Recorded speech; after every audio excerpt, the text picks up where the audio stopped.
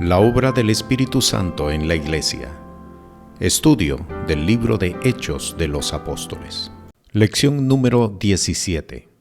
Empero Saulo mucho más se esforzaba y confundía a los judíos que moraban en Damasco, afirmando que éste es el Cristo. La paz del Señor sea contigo, sea con tu casa. El Dios eterno, el Todopoderoso, bendiga la obra de tus manos. Soy el pastor Pedro Montoya. Estamos en la lección número 17 de la obra del Espíritu Santo dentro de la Iglesia. Esto es un estudio del libro de Hechos de los Apóstoles. El propósito es poder establecer una guía conforme el Espíritu lo ha determinado en el libro de Hechos de los Apóstoles para que la iglesia contemporánea, la iglesia de los últimos días, podamos caminar conforme a la voluntad del Señor. Los días que estamos próximos a vivir, los días que estamos próximos a enfrentar son días peligrosos y malos, así está establecido en la palabra. Y el Espíritu está dando testimonio acerca de las cosas que vienen en estos últimos tiempos.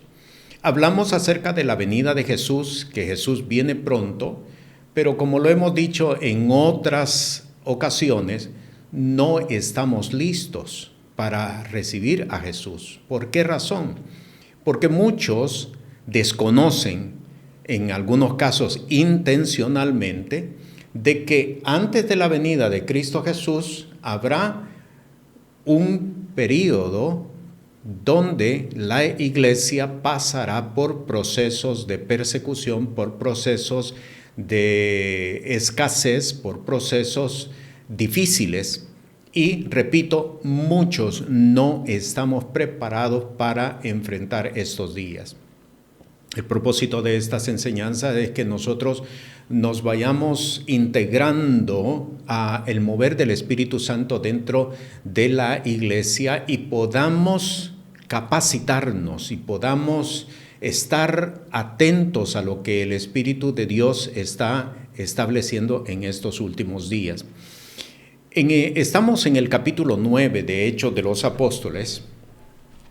Tenemos ya hoy el episodio número 17, y desde la semana pasada, desde la enseñanza anterior, hemos estado estudiando acerca de la conversión de Saulo de Tarso. Saulo de Tarso, que se constituye posteriormente en el apóstol Pablo.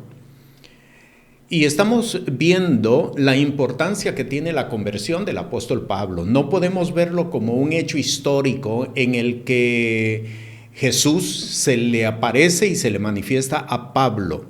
No lo podemos ver así porque la razón del por qué está dentro del relato de Hechos de los Apóstoles es precisamente para que nosotros entendamos que la iglesia gentil, es decir, entiéndase, la iglesia no judía en el mundo entero, nace precisamente dentro del ministerio del apóstol Pablo. De hecho, en una de sus epístolas, él llega inclusive a decir que sus afrentas, su persecución, sus sufrimientos son para complementar las aflicciones que le hicieron falta a Cristo, a Jesús, por la iglesia.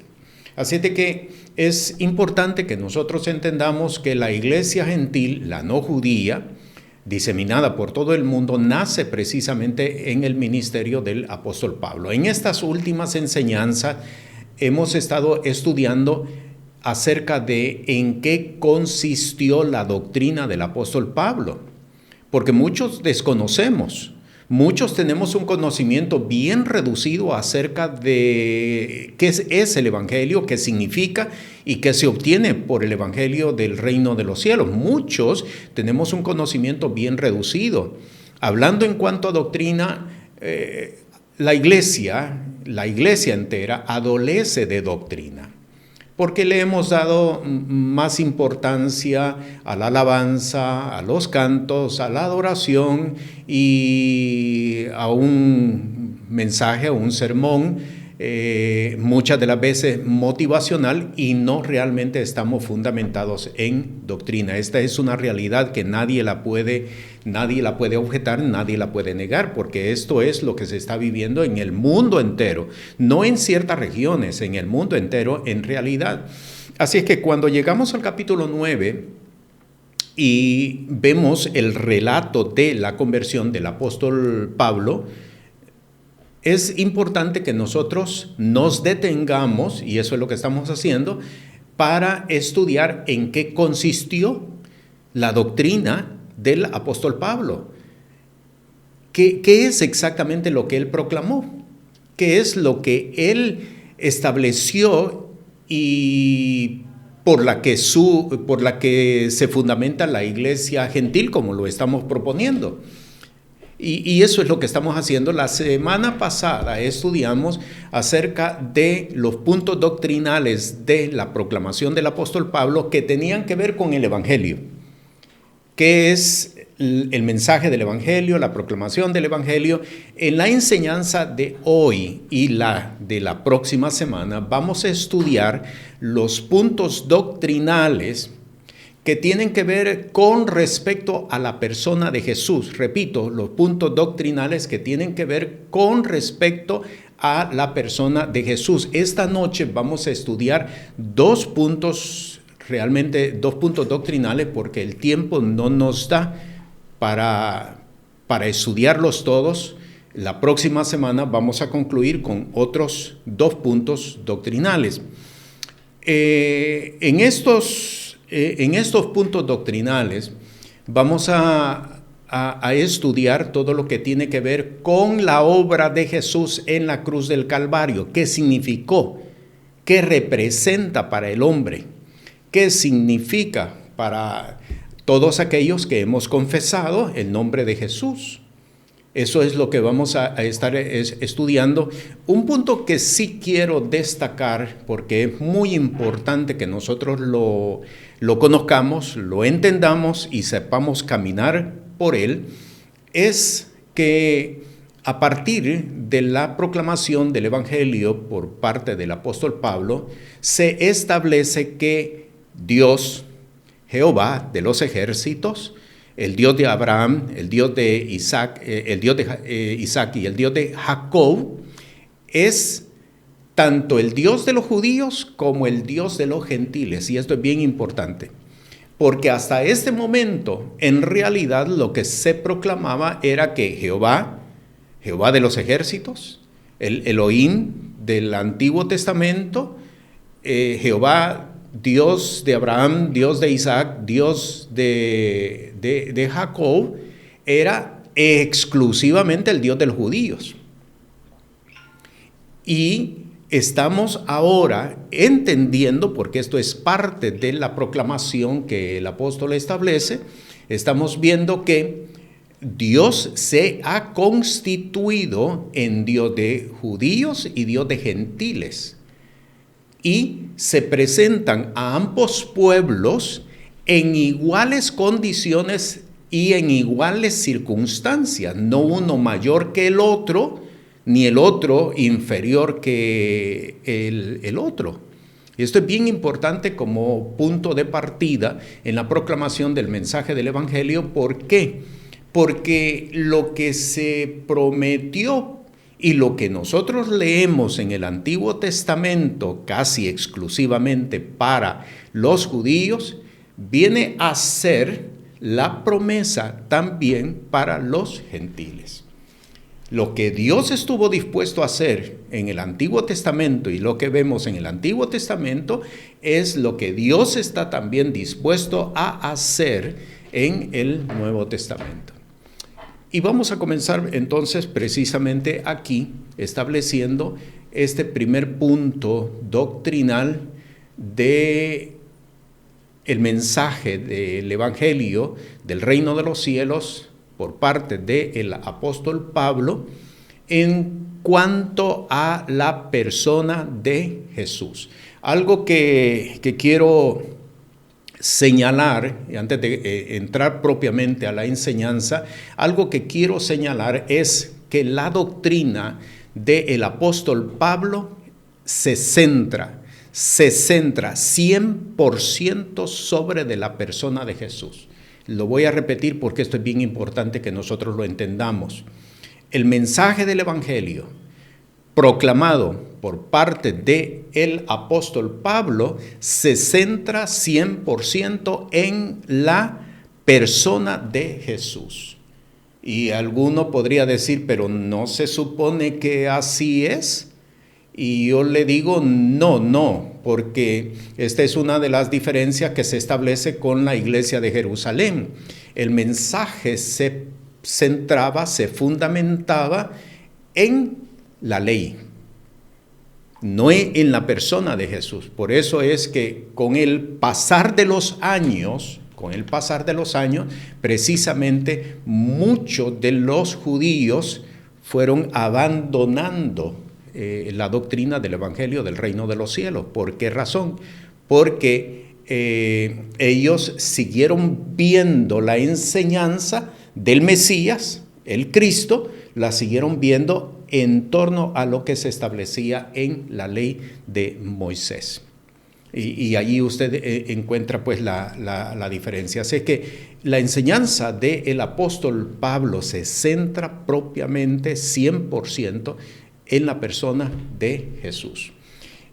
Y quiero entonces señalar este primer punto doctrinal, que es, si no el más importante, el fundamental de la doctrina proclamada por el apóstol Pablo. Dios justifica al hombre, así como lo oye. Dios justifica al hombre. Y fíjese bien cómo lo estoy proponiendo. Dios justifica al hombre. No estoy diciendo Dios quiere justificar al hombre. Dios va a justificar al hombre. No, es Dios justifica al hombre. Y así lo presenta el apóstol Pablo. Con esto lo que se estaba estableciendo es que Dios no comenzó a justificar al hombre a partir de un punto o a partir de un momento, sino que siempre, todo el tiempo de la historia adámica, Dios justificó al hombre y a la mujer, por supuesto. Por eso es que usted mira en el libro de Hebreos, en el capítulo 11 particularmente, que se menciona a Abel el justo. Precisamente porque Dios siempre ha justificado al hombre. Ha sido la naturaleza de Dios la de justificar al hombre. Por eso usted encuentra a un Noé que fue hallado perfecto y justo. Por eso usted encuentra a un Enoc, séptimo desde Adán, que fue llevado al cielo. Precisamente fue traspasado para que no hubiera muerte. ¿Por qué? Porque Dios siempre ha justificado al hombre. Es la naturaleza de Dios. Ahora, lo que vamos a estudiar ahora es qué significa justificación. La justificación es un proceso espiritual. Repito, la justificación es un proceso espiritual, lo lleva a cabo el Espíritu Santo y consiste de dos etapas bien definidas. Vamos a estudiar la primera etapa. ¿En qué consiste la justificación? La justificación consiste en declarar a una persona en no culpable, declararla en inocente, declararla sin culpa, declararla sin pecado. Esta es la primera etapa. ¿Dónde lo vemos? Lo vemos, en realidad el apóstol Pablo lo cita en Romanos capítulo 4, pero es una cita del libro de los Salmos. Quiero ir al libro de los Salmos en el capítulo 32 y leer el versículo 1 y el versículo 2. Que esta palabra, precisamente el apóstol Pablo las toma del salmista David y las cita, repito, en Romanos capítulo 4. Vea lo que dice el versículo 1, versículo 2. Bienaventurado aquel cuyas iniquidades son perdonadas y borrados sus pecados. Versículo 2.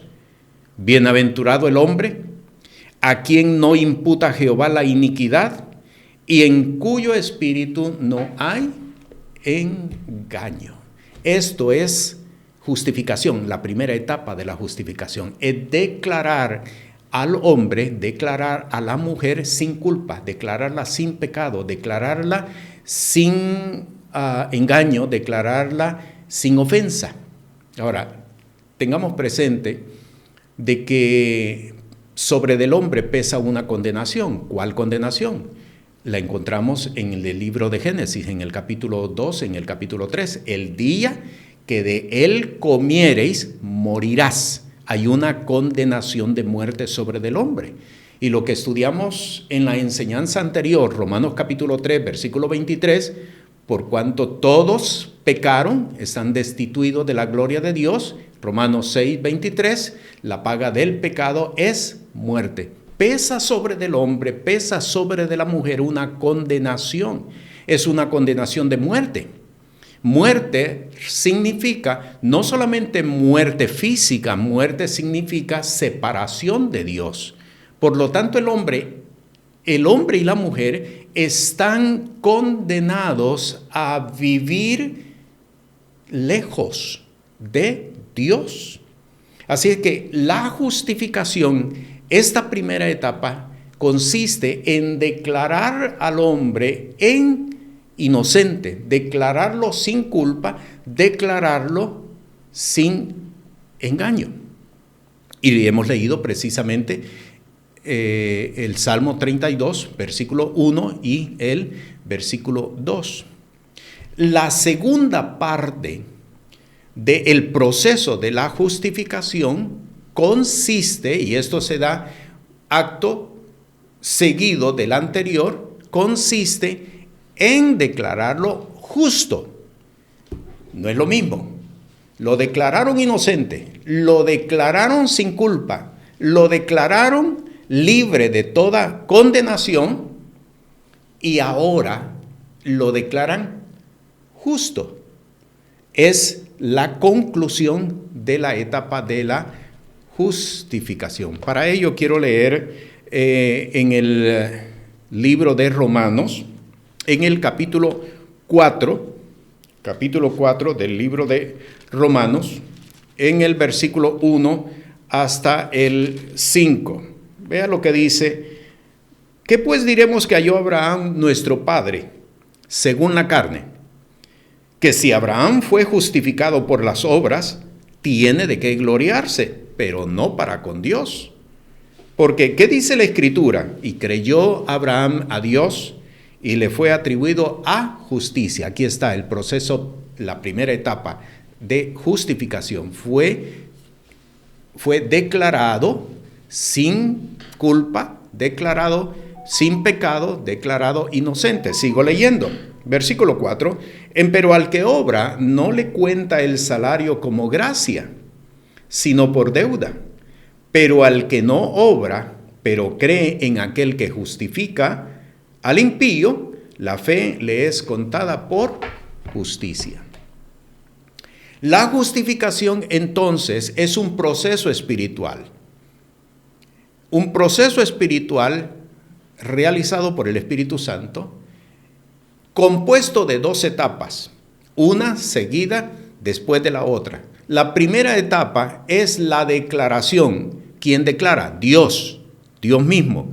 Declara sobre de la persona que es inocente, que no es culpable, que no ha cometido pecado, que está libre de toda ofensa. Esta es la primera etapa. Inmediatamente la segunda etapa consiste en adicionalmente a lo que ya se dijo de él, de que es inocente, ahora se le declara justo. No es lo mismo, no es un sinónimo. Justo es una condición. Inocente es haberle quitado todas las cargas que pesaban sobre de él por causa del pecado, que es el caso que nosotros estamos estudiando. Así es que este es el proceso de la justificación. Dios quita toda culpa, todo pecado, todo engaño, lo declara inocente, en otras palabras, pero adicionalmente lo declara justo. ¿Dónde lo podemos ver ilustrado en las Sagradas Escrituras? Le puedo citar dos casos. El primero, en el Evangelio de Juan, cuando le traen a Jesús a la mujer encontrada en acto de adulterio. Conocemos el relato, no lo voy a citar porque lo conocemos, solamente quiero llegar a la conclusión. Cuando Jesús se incorpora, porque estaba escribiendo como en tierra o en arena, cuando Él se levanta, cuando Él se incorpora, no ve a nadie, solamente a la mujer, todos se han retirado. Y le dice a la mujer, ¿dónde están los que te acusaban? Y la mujer le responde, se han ido, Señor, no hay ninguno. Y Jesús inmediatamente declara, ni yo te condeno, vete en paz y no peques más. Ahí están los dos procesos. Le es cancelado todo lo que pesaba sobre de ella, por la cual la estaban acusando, y cuando Jesús le dice, vete, ni yo te condeno, no peques más, está siendo declarada justa. Es decir, la persona no se queda solamente como un inocente, sin las culpas que pesaban sobre de ella o sobre de él, sino que adicionalmente es declarado justo. El segundo ejemplo que le quiero presentar es el del hijo pródigo. El hijo pródigo se mira mucho más contundente esta misma enseñanza. El hijo que pide la parte de su herencia se va y la malgasta. Cuando el hijo pide la parte de su herencia, como la costumbre hebrea determinaba que al mayor se le iban a entregar 2 partes y al menor 1 parte nada más, quiere decir que el padre repartió su herencia en 3 partes, para entregarle a su hijo y para dejarle lo que le iba a corresponder a su hijo mayor. Pero vea qué es lo que sucede. El hijo va y la malgasta y decide regresar. Cuando él regresa, él sabe perfectamente que ha pecado contra el cielo y contra ti. No soy digno de ser ya más tu hijo. Hazme como uno de tus jornaleros. Pero viene el padre y lo viste nuevamente como de hijo, es decir, lo restituye. Tú no tienes culpa para conmigo. Tú no tienes falta para conmigo, tú no tienes pecado para conmigo, te declaro inocente y lo restituye como hijo. Ahí están las 2 etapas. ¿Por qué razón? Porque si es restituido como hijo, quiere decir que le va a tocar de nuevo una herencia adicional. Resulta entonces que el hijo menor recibió 2 veces herencia. Y al hijo entonces primero, finalmente le quedó solamente una herencia. Aquí se mira el proceso de la justificación. Repito, y esto es importante, el proceso de la justificación, y esto es obra de Jesús, el proceso de la justificación consiste en 2 etapas. La primera es declararte inocente. No hay más culpa, no hay más pecado, no hay más ofensa, ni yo te condeno. Vete, no peques más. Segunda etapa, es declarado justo. Y este proceso de la justificación, óigame bien, se establece por medio de la misericordia de Dios. Este primer punto doctrinal que el apóstol Pablo establece, él lo mira en su propia experiencia. ¿Por qué razón? porque él dice, habiendo sido yo blasfemo y perseguidor de la iglesia, Dios tuvo de mí misericordia, y no solamente tuvo misericordia, sino que adicionalmente me encomendó un ministerio, me encontró digno para desarrollar un ministerio. Aquí vemos claramente el proceso de la justificación. Este proceso, Dios lo hace con todos, sin excepción. No hay uno que solamente se quede con el primer proceso y no le aplique el segundo proceso porque es el evangelio del reino de los cielos. Ahora, la justificación se lleva a cabo, decía, por medio de la misericordia de Dios. Vamos al libro de Romanos también, pero esta ocasión al capítulo 9 de Romanos, porque el apóstol va a establecer algo bien importante, que muchos no lo logran entender. Vea lo que dice el versículo 15 y el versículo 16, capítulo 9, versículo 15 y versículo 16. Pero a Moisés dice, tendré misericordia del que tendré misericordia, y me compadeceré del que me compadeceré. Y observe esto, así que no es del que quiere, ni del que corre, sino de Dios que tiene misericordia. Y esta es una cita tomada del Antiguo Testamento, del libro de Lamentaciones, capítulo 3, usted lo puede descubrir allí, donde Jeremías estableció, por la misericordia de Dios no hemos sido consumidos, porque nuevas son cada mañana sus misericordias. Así que el apóstol establece en este primer punto doctrinal de su proclamación, de su evangelio, el evangelio del reino de los cielos, es que Dios justifica al hombre y a la mujer y lo hace por su misericordia. Es por la misericordia de Dios, porque Dios tuvo misericordia. Así que cuando Dios ve a una persona, se inclina hacia la persona y lo visita o la visita, entiéndase que Dios está entregándole, derramándole toda su misericordia a esta persona. Y ahora podemos entender citas que las conocemos y que las hemos citado. Juan capítulo 3, verso 16, por ejemplo. De tal manera amó Dios al mundo, que dio a su Hijo unigénito para que todo aquel que en él crea no se pierda, mas tenga vida eterna. Porque Dios se inclinó hacia la persona, Dios atendió su clamor y derramó sobre de ella amor, misericordia.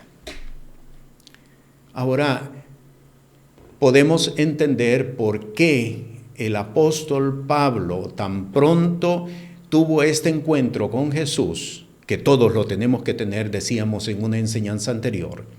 Es un encuentro de revelación que debemos de tener. Por eso es que el apóstol Pablo inmediatamente comenzó a proclamar el mensaje del evangelio. ¿Por qué?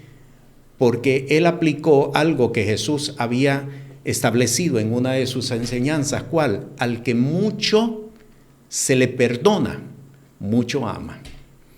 El problema que muchos hombres y muchas mujeres tienen ahora, hoy en día, es que no han entendido de dónde Dios te sacó. Es que no han entendido qué fue lo que Dios te perdonó.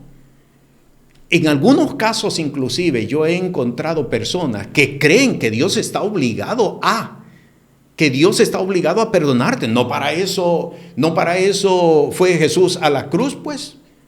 Me dijo una persona en cierta ocasión. Algunos creen que Dios está obligado y la palabra del Señor, y este es el primer punto doctrinal que el apóstol establece, es Dios justifica al hombre y a la mujer, sí, pero lo hace por su misericordia. No es del que corre, no es del que quiere, no es del que se afana por, es del que Dios tiene misericordia. Si nosotros pudiéramos entender este primer punto doctrinal, podríamos entender qué es lo que Dios nos está pidiendo y qué es lo que Dios nos está demandando a cada uno de nosotros. ¿Por qué?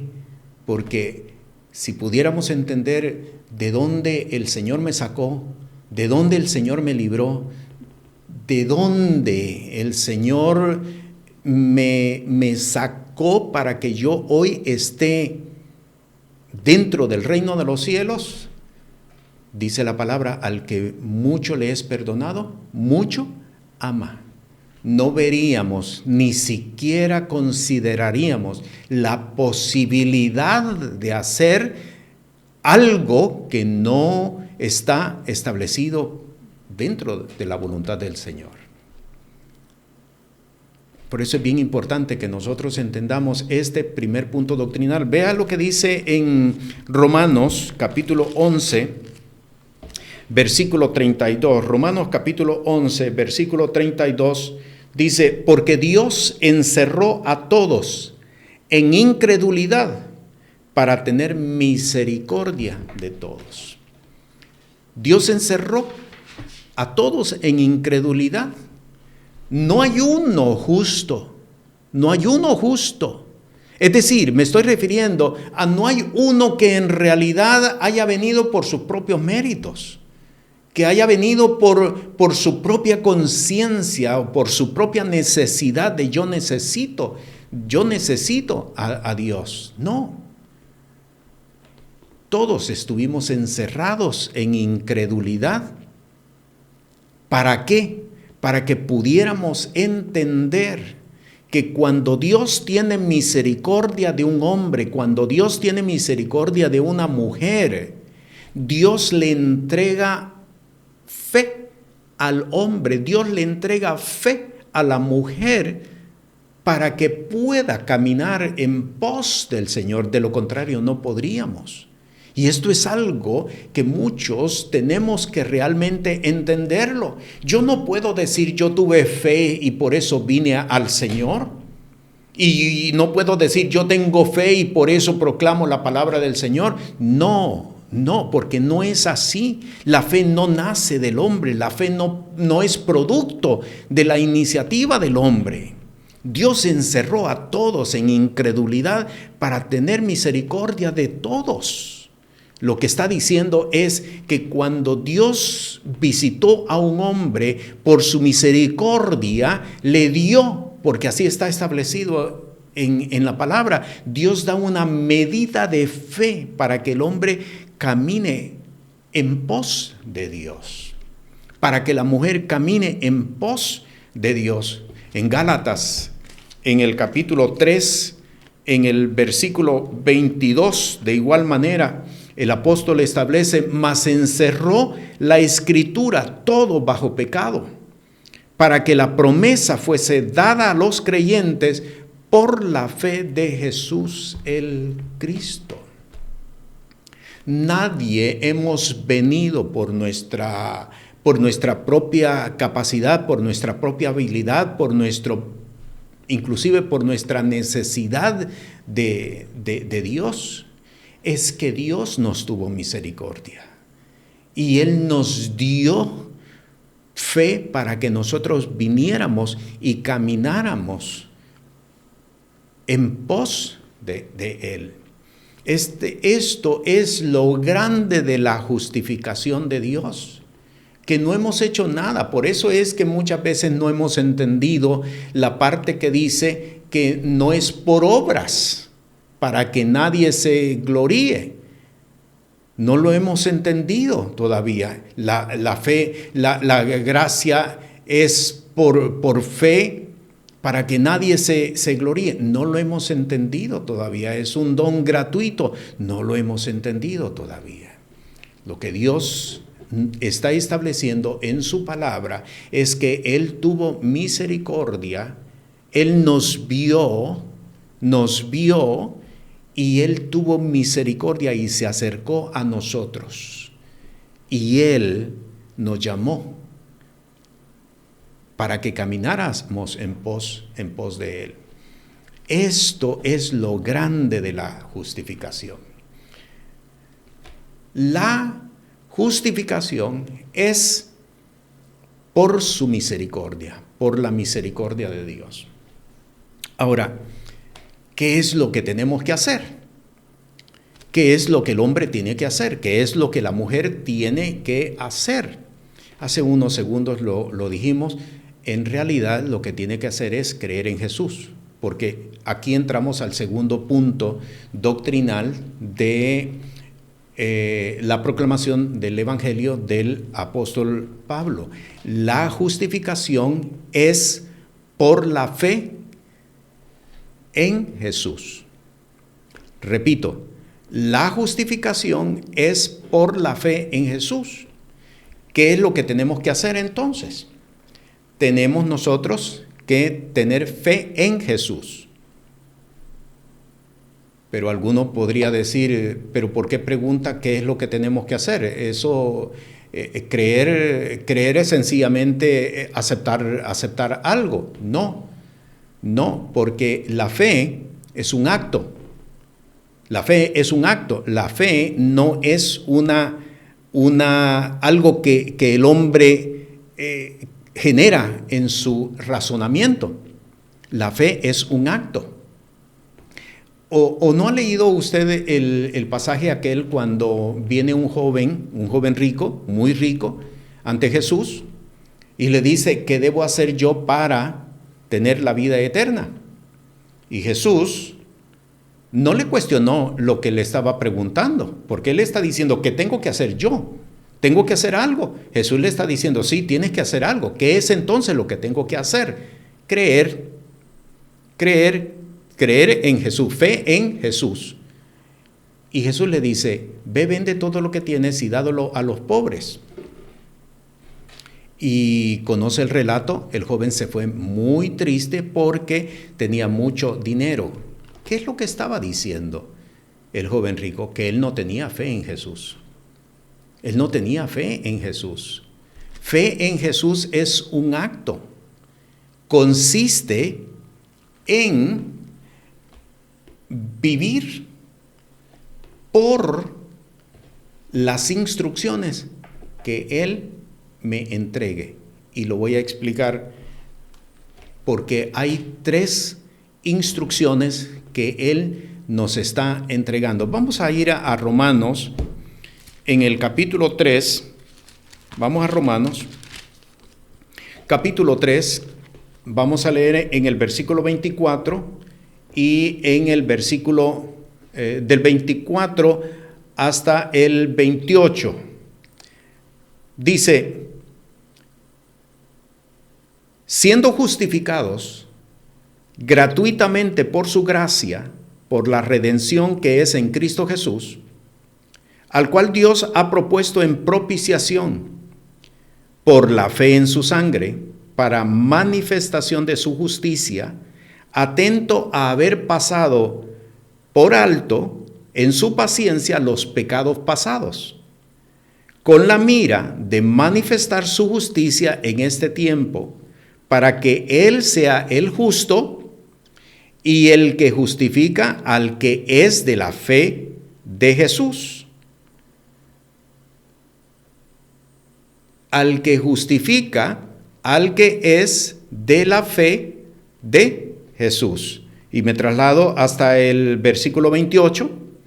Así que concluimos ser el hombre justificado por fe sin las obras de la ley. ¿En qué consiste tener fe en Jesús? ¿En qué consiste tener fe en Jesús?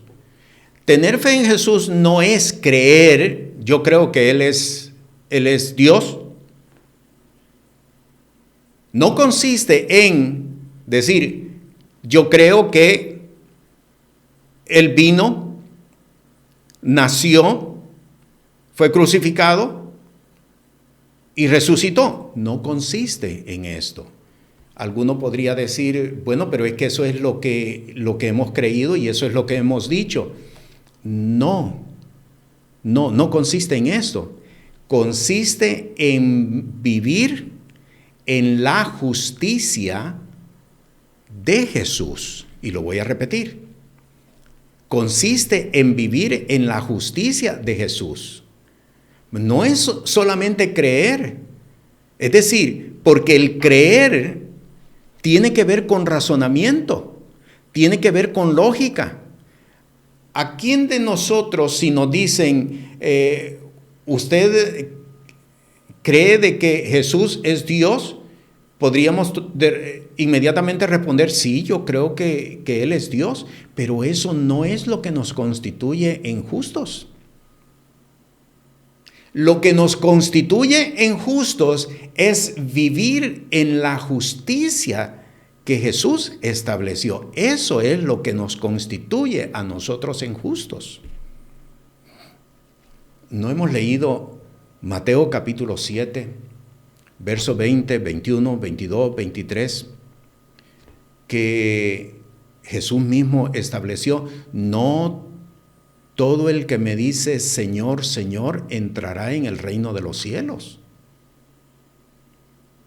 Y explica todavía un poco más y dice, muchos me dirán en aquel día, Señor, si en tu nombre hablamos nuevas lenguas, en tu nombre echamos fuera demonios, en tu nombre hicimos milagros. Y Jesús les replicará, apartados de mí, obradores de maldad. No es una confesión la que nos constituye a nosotros en justos. Y esto de seguro que le está chocando a muchas personas y le chocará a muchas personas que estarán viendo este video eventualmente. Les chocará, sí. ¿Por qué? Porque hasta este momento hemos creído que, bueno, pero si yo creo que Él es el Hijo de Dios, bueno, pero si yo creo de que Él murió en la cruz, bueno, si yo creo que Él resucitó, yo no tengo problemas con eso, yo lo creo, pero eso no es lo que nos constituye en justos. Eso no es lo que justifica al hombre. Por eso es que hay muchas personas, hombres y mujeres, que están dentro de una congregación, que levantaron su mano y dijeron, yo acepto a Jesús. ¿Por qué? Porque si yo creo que Él es el Hijo de Dios, porque yo creo que Él sana, yo creo que Él salva. Y están cayendo todo el tiempo en su antigua condición de vivir. Y muchos no logran entender esto. Es que no has sido declarado justo todavía. ¿Por qué? Porque no estás viviendo la justicia de Jesús. ¿Por qué me llamáis Padre y no hacéis lo que yo os digo? No se trata de una confesión tan solo, se trata de vivir la justicia de Jesús. Y este es el evangelio del reino de los cielos que el apóstol proclama. ¿Cómo fue declarado Abraham en justo? ¿Por qué? ¿Por qué? Porque en el capítulo 17 del libro de Génesis, el Señor se le presenta a Abraham y le dice, anda delante de mí y sé perfecto. No es por otra cosa, no es sencillamente por haber creído, sino porque estuvo dispuesto a vivir la justicia que le fue establecida. Si Abraham no hubiera vivido según la justicia que le fue establecida, cuando Dios le demandó a su hijo, no lo hubiera podido entregar. ¿Por qué cree que en Mateo capítulo 13 se presenta a una semilla que fue sembrada junto al camino, a una semilla que fue sembrada entre pedregales, a una semilla que fue sembrada entre espinos? Y Jesús, cuando presenta la parábola, dice, esto es el reino de los cielos. ¿Por qué cree de que hay personas que al venir la prueba, al venir la aflicción, Al venir la escasez, se apartan. ¿Por qué? Porque realmente no están caminando en la justicia de Jesús. Mateo capítulo 7, y este es un texto que lo conocemos muy bien. Jesús dijo: buscad primeramente el reino de Dios, pero no se quedó allí, y su justicia. La justicia no es un anexo. La justicia no es un apéndice. La justicia no es una opción. Está unido a busca el reino de Dios y su justicia para que seáis salvos. ¿Cómo el hombre es justificado? Por la fe en Jesús. ¿Qué significa la fe en Jesús? Creer, confesar. ¿Sabe cuántas personas confiesan el nombre de Jesús y siguen viviendo en sus antiguos estilos de vida? ¿Cuántos asesinos confiesan el nombre de Jesús? ¿Sabe lo más grave? Que hay personas que van a hacer una fechoría, y usted sabe perfectamente que muchos de ellos tienen un conocimiento cristiano, porque muchos van a hacer una fechoría y se persignan. ¿Es la confesión la que hace justo a un hombre? ¿Es la confesión lo que hace justo a una mujer? No. La fe es un acto. Es vivir la justicia de Jesús. Si no vivimos la justicia de Jesús, no podremos encontrar la justificación, y en la próxima enseñanza vamos a ver acerca de la redención, vamos a ver de la santificación. No podremos entrar en los procesos de santificación de Dios. Y esto es una parte que muchos ignoran, y muchos caminan lejos precisamente porque no han visto ni han entendido lo que significa la fe en Jesús. La fe en Jesús es vivir, y esta es la primera definición que el apóstol está dando, es vivir la justicia de Jesús. Si yo no conozco la justicia de Jesús, ¿cómo puedo tener fe en Jesús entonces? Voy a la segunda definición que el apóstol da, y vamos a ir a Gálatas, en la epístola del apóstol Pablo a Gálatas, en el capítulo 2, el versículo 16 hasta el versículo 21. Sabiendo que el hombre no es justificado por las obras de la ley, sino por la fe de Jesús el Cristo, nosotros también hemos creído en Jesús el Cristo, para que fuésemos justificados por la fe de Cristo, y no por las obras de la ley, por cuanto por las obras de la ley ninguna carne será justificada. Y si buscando nosotros ser justificados en Cristo, también nosotros somos hallados pecadores, ¿es por eso Cristo ministro de pecado? En ninguna manera. Porque si las cosas que destruí, las mismas vuelvo a edificar, transgresor me hago. Porque no por la ley soy muerto a la ley para vivir a Dios. Con Cristo estoy justamente crucificado y vivo, no ya yo, mas vive Cristo en mí. Y lo que ahora vivo en la carne, lo vivo en la fe del Hijo de Dios, el cual me amó y se entregó a sí mismo por mí. Versículo 21, no desecho la gracia de Dios, porque si por la ley fuese la justicia, entonces por demás murió Cristo. ¿Qué significa la fe en Jesús? En ambos textos que hemos leído se menciona que somos justificados por la fe en Jesús. La pregunta que estoy respondiendo es, ¿qué significa la fe en Jesús? Ya vimos una primera respuesta. Tener fe en Jesús es vivir en la justicia de Jesús. No tiene que ver con lo que yo creo. No tiene que ver con un asentimiento de algo. Tiene que ver con vivir según la justicia. en esta primera respuesta. En esta segunda respuesta, ¿qué es tener fe en Jesús? Vivir como Él vivió. Vivir como Él vivió. Lo acabamos de leer. No vivo yo. Cristo vive en mí. Lo que vivo en la carne, lo vivo en la fe del Hijo de Dios. Yo vivo en Él. Yo vivo en Él. ¿Es esto voluntad de Dios? ¿Cuántos dolores de cabeza nos ha dado esta pregunta? ¿Es esto la voluntad de Dios? ¿Cómo yo sé si esto es la voluntad de Dios? Es bien sencillo poderlo entender. Sencillamente responder, ¿qué hubiera hecho Jesús en este caso? Y allí está la respuesta.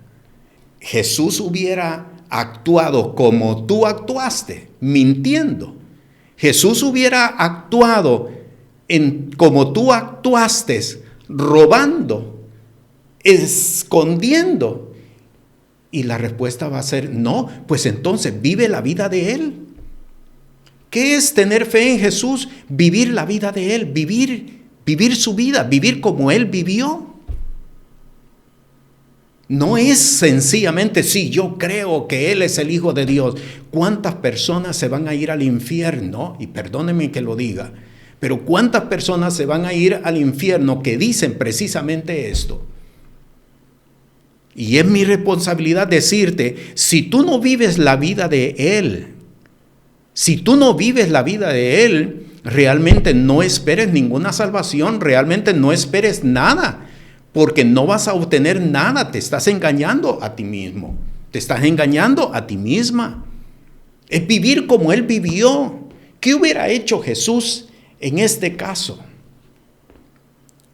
Y esto nos ayudaría a nosotros a evitarnos caer en situaciones donde no deberíamos de haber caído. Si tan solo antes de hacer las cosas hubiéramos preguntado, Jesús, ¿qué tú hubieras hecho en este caso? Me acaban de dar un puño en la cara. ¿Qué hubieras hecho tú en este caso?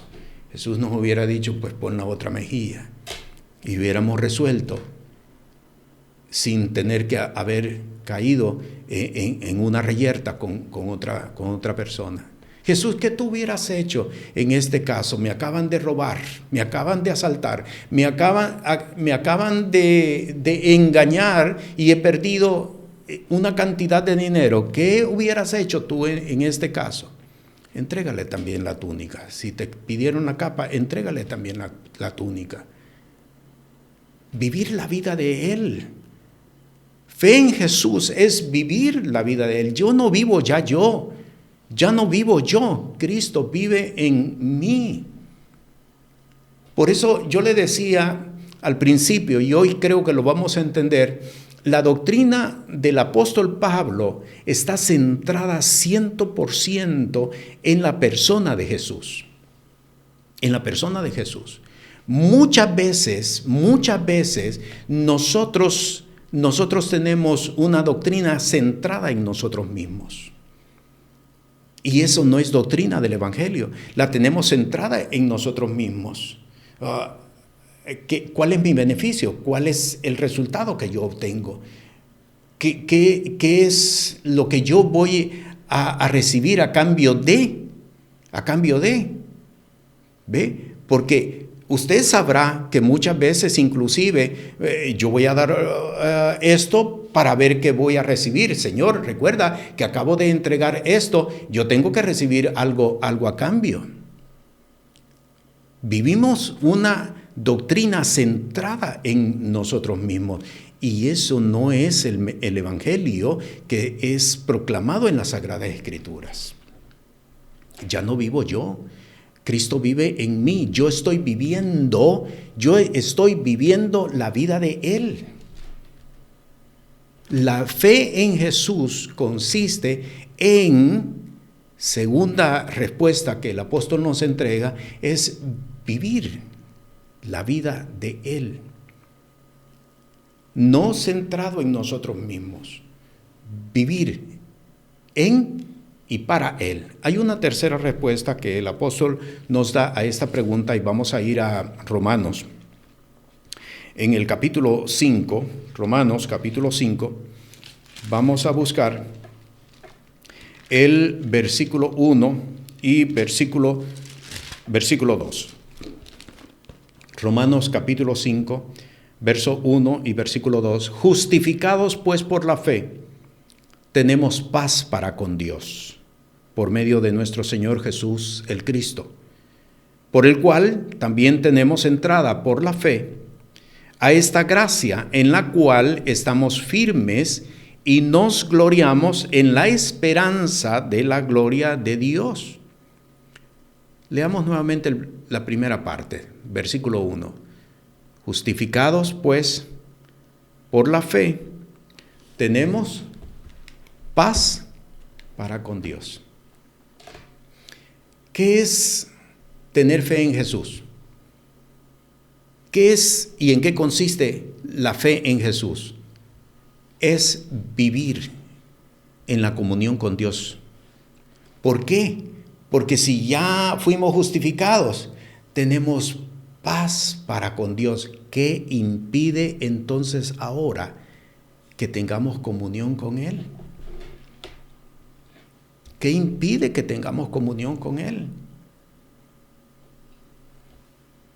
¿Sabe que para muchos la oración es solamente el vínculo y el momento en el cual le vamos a pedir algo al Padre? Para muchos eso es la oración. El momento cuando yo tengo que recordarle que necesito esto, necesito lo otro, necesito aquello. ¿Por qué? Porque muy pocos tienen y han desarrollado comunión con el Padre. Muy pocos. No te estoy diciendo con esto de que tienes que incrementar tus horas de oración. No te estoy diciendo con esto que tienes que pasar de rodillas más tiempo. No te estoy diciendo esto porque en realidad la comunión no se desarrolla necesariamente de esta forma. Hay muchas personas que pueden pasar y pasan de hecho tiempos de rodillas y no logran desarrollar comunión con Dios. El Salmo 25, el versículo 12 dice que la comunión íntima de Jehová es con los que le temen. ¿Cómo se desarrolla comunión con Dios? Bien sencillo, desarrollando temor a Dios.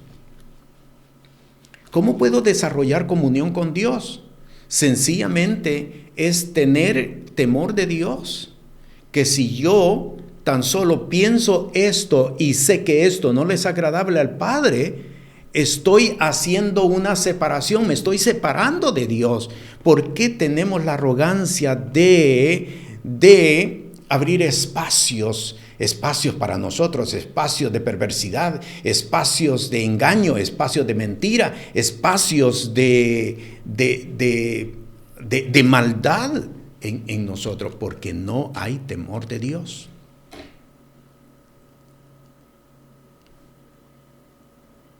¿Qué significa la fe en Dios? La fe en Dios significa vivir en comunión con el Padre. La comunión se desarrolla cuando nosotros tenemos temor, cuando sabemos de que Dios está presente todo el tiempo y estamos delante de la presencia del Señor todo el tiempo y que por lo tanto mi vida tiene que ser agradable delante de Él. Mi vida tiene que ser olor grato delante de Él. Aquella persona que solamente mira a Dios dentro de unos espacios, esa persona se llama religioso. Esa persona se llama religiosa. Dios lo ocupa todo, en todo. Y por lo tanto, yo estoy delante de su presencia todo el tiempo. Tener comunión con Dios. Y por eso es que el Padre me puede hablar a mí cuando estoy caminando, cuando estoy conduciendo, cuando estoy en cualquier lugar. El Padre me puede hablar. ¿Por qué? Porque tengo comunión con Él. No son espacios que yo aparto vengo delante de tu presencia para estar en comunión contigo. No, todo el tiempo estoy en comunión, aun cuando duermo. Aun cuando duermo. ¿Por qué? Porque aun cuando duermo, mi espíritu, mi cuerpo duerme, pero mi espíritu está despierto. Y puedo hablar inclusive con él por el espíritu en otras lenguas. En esta primera enseñanza hemos visto 2 puntos doctrinales fundamentales.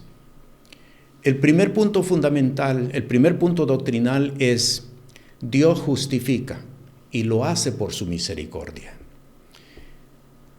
Sabemos que es justificación un proceso espiritual compuesto de 2 etapas, una seguida a continuación de la otra, donde Dios declara inocente, sin culpa, y a la misma vez declara a la persona en justa. Somos justos delante de la presencia del Señor.